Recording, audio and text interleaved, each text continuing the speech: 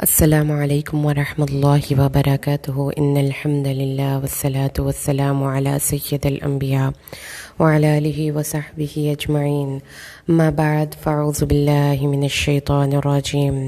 بسم اللہ الرحمن الرحیم انشاءاللہ الرحمن آج کے اس لیسن میں سورۃ النساء 64 اور 65 ان دو آیات کا ترجمہ اور معنی کی مختصر سی وضاحت ہم پڑھیں گے اللہ کے حکم سے۔ اعوذ باللہ من الشیطان الرجیم بسم اللہ الرحمن الرحیم۔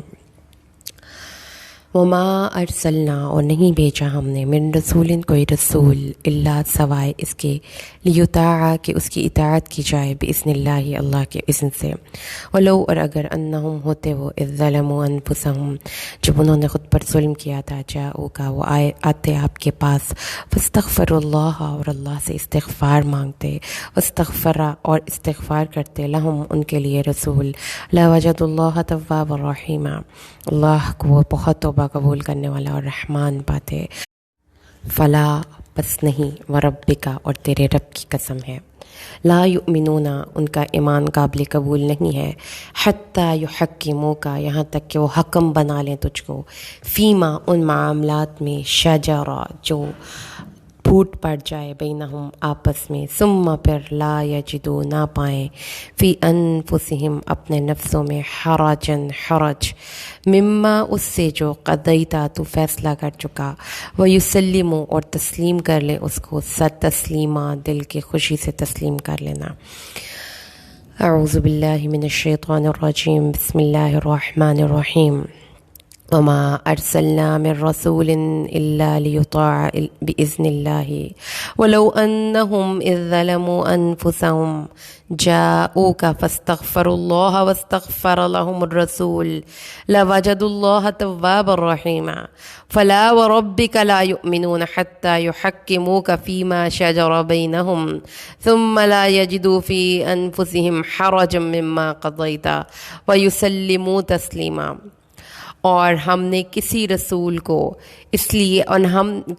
ہم نے ہر رسول کو صرف اس لیے بھیجا ہے کہ اللہ کے اذن سے اس کی اطاعت کی جائے، اور جب بھی اپنی جانوں پر ظلم کر بیٹھے تھے تو یہ آپ کے پاس آتے اور اللہ سے مغفرت طلب کرتے اور رسول بھی ان کے لیے استغفار کرتے تو یہ ضرور اللہ کو بہت توبہ قبول کرنے والا بے حد رحم کرنے والا پاتے۔ اور نہیں اے رسول مکرم آپ کے رب کی قسم یہ لوگ اس وقت تک مومن نہیں ہو سکتے جب تک کہ باہمی جھگڑوں میں آپ کو حکم نہ مان لیں، پھر آپ کے کیے ہوئے فیصلے کے خلاف اپنے دلوں میں تنگی بھی محسوس نہ کریں اور اس کو سر بسر دل کی خوشی سے تسلیم کر لیں۔ جو آیت مقدسہ جو آج ہمارے زیر مطالعہ ہیں، ان آیات مقدسہ میں جو آیت نمبر 64 میں یہ جو ایک اس میں جملہ ہے کہ اگر انہوں نے اپنے اوپر ظلم کیا اور وہ آتے آپ کے پاس اور اے نبی اپنے لیے بھی خود بھی استغفار کرتے اور پھر آپ صلی اللہ علیہ وسلم بھی ان کے لیے استغفار کرتے تو یقیناً اللہ کو بہت توبہ قبول کرنے والا مہربان پاتے۔ اب اس آیت کریمہ کی تفسیر کے حوالے سے تھوڑی سی آپ کہہ لیں کہ ہماری امت مسلمہ کو یہ آیت پڑھ کر ایک بہت ہی نقطے کی طرف لے کر جایا جاتا ہے، اور وہ نقطہ کیا ہے کہ رسول صلی اللہ علیہ وسلم کے روضہ مبارک پر جا کر آپ کی وفات کے بعد آپ کے روضہ مبارک پر جا کر وہاں پر استغفار کرنے کے لیے رسول صلی اللہ علیہ وسلم کو کہا جائے، یعنی آپ کو وسیلہ بنا کر استغفار کی اپیل کی جائے اللہ سے، تو آپ کو یقینی طور پر اللہ معاف کر دیتا ہے۔ اور یہ اس کے بارے میں جب آپ تھوڑا سا بھی ریسرچ کریں گے، اگر آپ کو اس ٹاپک کو مزید فردر اسٹڈی کرنا ہے، گوگل پہ کر لیں، آپ اپنے یوٹیوب پہ کر لیں، یعنی کہ وہی سوشل میڈیا پلیٹ فارمز جس سے لوگوں کو قرآن سیکھنے میں بہت ہیلپ بھی مل رہی ہے، but at the same time جب آپ کو ریسرچ کا کلچر نہیں تو آپ بہت زیادہ جگہوں پر گمراہ بھی ہو سکتے ہیں۔ تو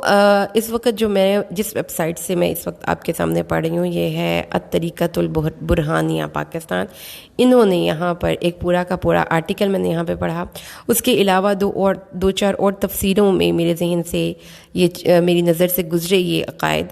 تو اس میں انہوں نے یہی بات بتائی ہے کہ آیت نمبر 64 سورۃ النساء، اس میں اللہ کے نبی صلی اللہ علیہ وسلم کے پاس جا کر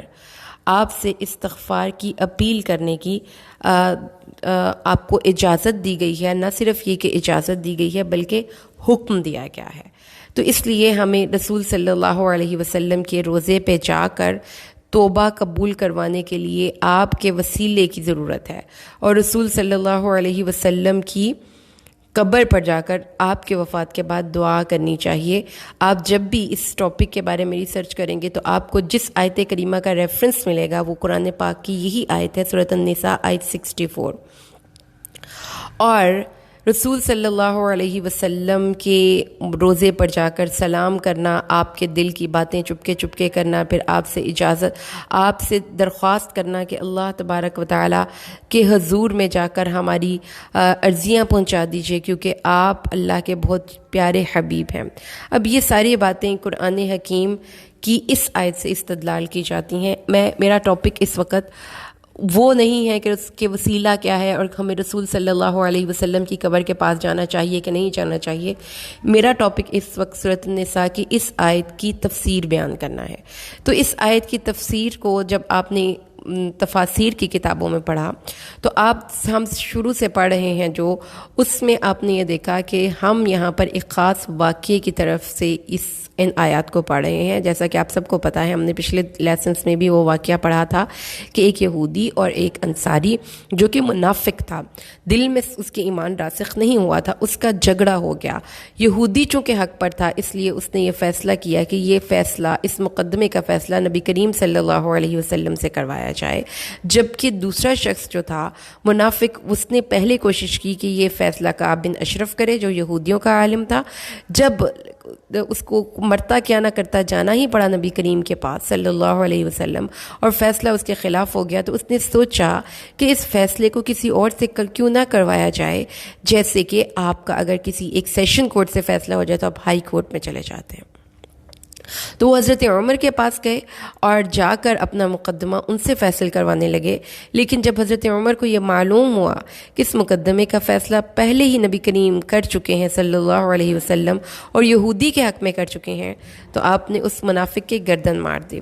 اور اس منافق کو قتل کر دیا۔ پھر وہ لوگ آئے روتے پیٹتے نبی کریم کے پاس اور آ کر انہوں نے یہ کہا کہ ہمارا مقصد تو صرف احسان اور توفیق تھا، ہم تو چاہتے ہی نہیں تھے کہ معاشرے میں انارکی ہو، ہم تو نبی کریم کے مقام کو نعوذ باللہ کبھی بھی کم نہیں کر سکتے، ہم تو چاہتے تھے کہ معاشرے میں یہودیوں اور مسلمانوں سب میں ایک طرح سے اتفاق ہو۔ تو یہ ایک ہمارا مقصد تھا، ہمارا مقصد اس کے علاوہ نہیں تھا۔ اور وہ تمام لوگ جو یہودی جو اس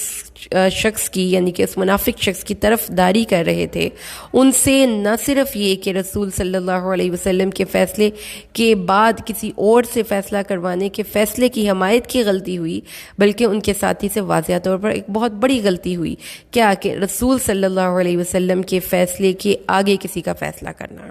تو اسی سلسلہ کلام میں یہ آیات ہیں قرآن حکیم میں جس میں اللہ فرماتا ہے کہ ہر رسول، یہ ایک خاص آپ صلی اللہ علیہ وسلم نہیں ہے، آپ ہر رسول جو صاحب شریعت ہوتا ہے، جس کو اللہ کی طرف سے کتاب ملتی ہے، اس کی ذمہ داری ہے کہ وہ دنیا تک پہنچائے، اور جن تک وہ پیغام پہنچتا ہے ان کی ذمہ داری ہے کہ ان کی دل کی خوشی سے اطاعت کریں، کیونکہ جب اطاعت کا آپ روٹ دیکھتے ہیں اور اگلی آیت میں یسلم و تسلیمہ کا روٹ دیکھتے ہیں تو ان دونوں سے آپ کو بات واضح طور پر سمجھ آ جاتی ہے کہ جو بھی فیصلہ کریں آپ، جو بھی فیصلے پر آپ عمل کریں وہ پوری شرح صدر کے ساتھ ہو، دل کی خوشی اور رضامندی سے ہو۔ اگر ایسا نہیں ہوگا تو آپ کا ایمان ہی اللہ کی نظر میں قابل قبول نہیں، آپ منافق ہیں، کیونکہ آپ اندر باہر سے سیم نہیں ہیں۔ تو یہ ہے وہ ایک کانٹیکسٹ جس میں اس آیت کریمہ کو اللہ نے نازل کیا۔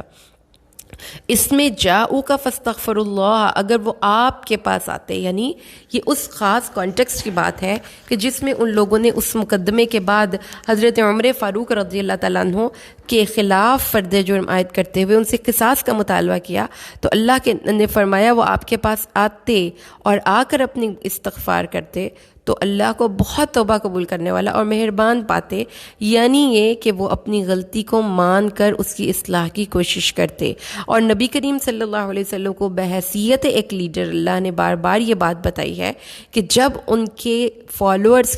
کسی بھی کام کو کرنے میں کوئی تقصیر ہو جائے، کوئی کام وہ صحیح طریقے سے نہ کر پائیں، تو آپ ان کو معاف بھی کر دیں اور پھر ان کے لیے اللہ سے استغفار کی دعا بھی مانگیں، کیونکہ قرآن حکیم سورۃ آل عمران میں بھی اللہ نے اپنے نبی کو یہی بتایا کہ جب مسلمانوں سے واضح طور پر کمی ہو گئی،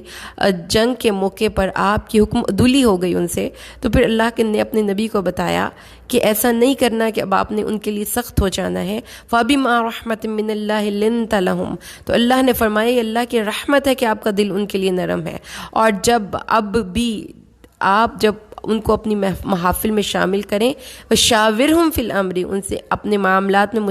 مشاورت بھی کریں اور ان کے لیے دعائے استغفار بھی کریں۔ ایک اور مقام پر اللہ نے اپنے نبی کو ایز اے لیڈر کیسے اپنے فالوورز کو ڈیل کرنا ہے گائیڈ کیا سورۃ النور میں، کہ اللہ نے فرمایا کہ جب کوئی بہت امپورٹنٹ میٹنگ چل رہی ہو، کسی بھی ایسے ایشو کی جو کہ بہت سینسٹیو ہو، اور کسی شخص کو کوئی ضروری کام آ جائے اور وہ آپ سے اجازت طلب کرے، تو اگر آپ کو لگے کہ اس شخص کا یہاں پہ پریزنس زیادہ ضروری ہے تو اس کو اس کام سے آپ منع بھی کر سکتے ہیں، لیکن دیکھ لیں کہ اگر اس کی ضرورت جینون ہے تو اس کو آپ ایگزیمپٹ کر دیں۔ پھر لیکن چونکہ اس نے ایک بہت اہم معاملے موقع سے غیر حاضری اختیار کی ہے، اس لیے ان سے استغفار کریں۔ تو اللہ تعالیٰ نے یہ ایز اے جنرل اپنے نبی کو گائیڈ کیا ہے کہ جب آپ اپنے فالوورز کے ساتھ ڈیل کریں گے تو جو ان سے غلطیاں ہو جائیں گی آپ ان کے لیے اللہ سے استغفار کریں، اور خالی یہی نہیں ہے، ہر نبی نے اپنی قوم کے فالوورز کے لیے اللہ سے توبہ مانگی ہے، جیسا حضرت یعقوب علیہ السلام جب ان کے بیٹوں نے اپنے گناہوں کو تسلیم کر لیا تو انہوں نے اپنے والد سے کہا کہ ہمارے لیے اپنے اللہ سے بخشش مانگیے، تو حضرت یعقوب نے ان کو کہا تھا کہ سوف استغفر لکم ربی، میں تمہارے لیے ضرور اپنے اللہ سے معافی کی درخواست کروں گا۔ تو اس کا مطلب یہ ہے کہ ہر وہ شخص جو کہ آپ کے سامنے موجود ہے اور جو آپ کے کورس آف ایکشن کو دیکھ رہا ہے اور جو اس میں غلطیاں نوٹ کر رہا ہے، وہ آپ کے لیے اللہ سے استغفار کی دعا کر سکتا ہے، وہ کوئی آپ کا بڑا، وہ کوئی آپ کا باپ، وہ کوئی آپ کا لیڈر، کوئی آپ کا ٹیچر، وہ کوئی بھی ہو سکتا ہے۔ لیکن اس سے یہ استدلال کرنا کہ رسول صلی اللہ علیہ وسلم کے قبر، ان کے روضے پر جا کر وہاں پر دعائے استغفار کرنی چاہیے، کیونکہ اللہ نے اپنے نبی کو اس چیز کا اللہ تعالیٰ نے قرآن حکیم میں اپنے نبی صلی اللہ علیہ وسلم کی طرف اس بات کی نسبت کی ہے، تو یہ بالکل اس آیات کو آؤٹ آف کانٹیکسٹ کوٹ کرنا ہے۔ اور چونکہ جو نفسیات کی ایک جو لنگوسٹکس کی ایک فیلڈ ہوتی ہے سیمینٹکس، اور semantics is the study of meanings. جب آپ کسی بھی ایک آیت کو، کسی بھی ایک ٹیکسٹ کو، کسی بھی ایک چیز کو ڈی کوڈ کر رہے ہیں، اس کی میننگ کو سمجھ رہے ہیں، دیکھیں نا کہ جو ایک لائنز یا جو کوئی ایک ورڈز یا جو کوئی ایک ٹیکسٹ لکھا ہوا ہے وہ ایکچولی کسی ایک رائٹر نے کسی ایک ریڈر کے لیے لکھا ہے۔ اب ریڈر اور رائٹر اس ٹیکسٹ کے تھرو میٹ کرتے ہیں، تو جب وہ آپس میں میٹ کر رہے ہیں تو جو رائٹر کا میسج ہے وہ ریڈر کیسے ڈی کوڈ کرے گا؟ اس میں کچھ کمپوننٹس ہوتی ہیں، کچھ امپورٹنٹ چیزیں ہوتی ہیں جو آپ کو ذہن میں رکھنی ہے، اور اس میں بہت امپورٹنٹ چیز ہے وہ کانٹیکسٹ، جس کانٹیکسٹ میں وہ بات کی گئی ہو۔ جب بھی آپ یہ چیز اس کو ایز اے ٹپ کے طور پر بات کو ذہن میں رکھیے گا ہمیشہ، کہ جو منافق شخص ہوگا نا، جو دوسروں کے درمیان انتشار پیدا کرنا چاہے گا یا جو دوسرے انسانوں کے اندر فتنہ انگیزی پیدا کرنا چاہے گا، وہ کوئی عالم دین ہی کیوں نہ ہو، وہ کوئی عام انسان کیوں نہ ہو، وہ ہمیشہ باتوں کو کانٹیکسٹ سے ہٹا کر صرف کچھ لفظوں کو اٹھا کر کوٹ کرے گا، پوری سچویشن کبھی بھی شو نہیں کرے گا۔ تو پوری سچویشن کے لیے ہمیں قرآن حکیم کی ان آیات کو ان کے کانٹیکسٹ میں پڑھنا ہے، جس میں اللہ نے اپنے نبی کو یہ بات مکمل طور پر گائیڈ کی کہ اگر غلطی ہو گئی تھی ان سے، معافی مانگتے معافی مل جاتی، معافی نہیں مانگی اس لیے ان کو معافی نہیں ملی۔ اور پھر یہ ایک اصول جو یہاں پر بتایا گیا، وَمَا أَرْسَلْنَا مِن رَسُولٍ إِلَّا لِيُطَاعَ بِإِذْنِ اللَّهِ، اس کو اور ایمفیٹیکلی ایمفیسائز کر کے اگلی آیت میں بیان کیا گیا،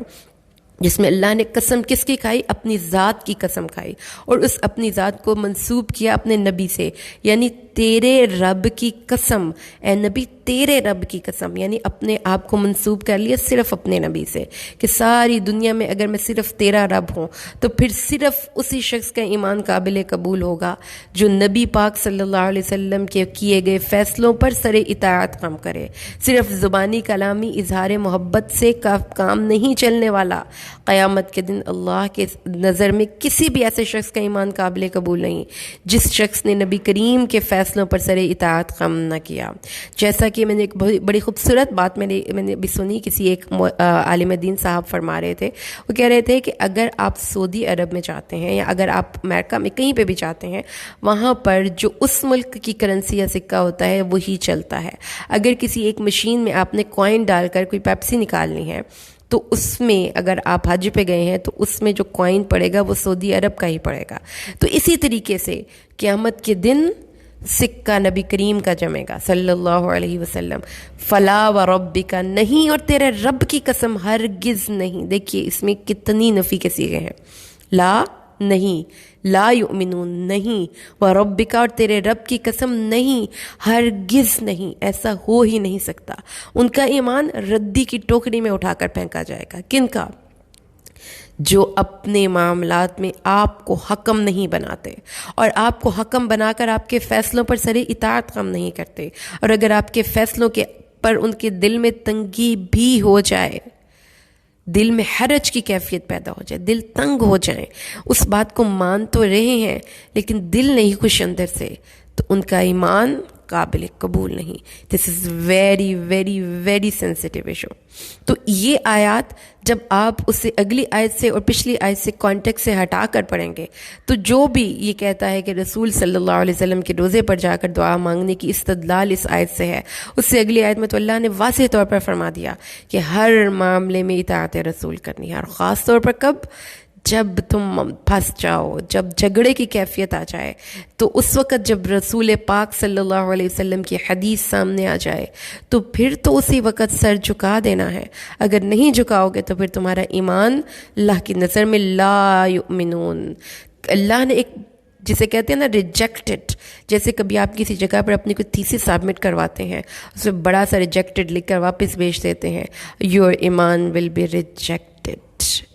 ریجیکٹ کر دیا جائے گا. اس شخص کا ایمان جس نے نبی کریم صلی اللہ علیہ وسلم کو باہمی جھگڑوں میں فیصلہ کرنے کی ایک اتھارٹی نہ سمجھا اور ان کے فیصلوں کو دل کی خوشی سے نہ مانا. کیونکہ رسول اس آیت کا شان نزول اس آیت کا امام محمد بن اسماعیل بخاری حضرت عبداللہ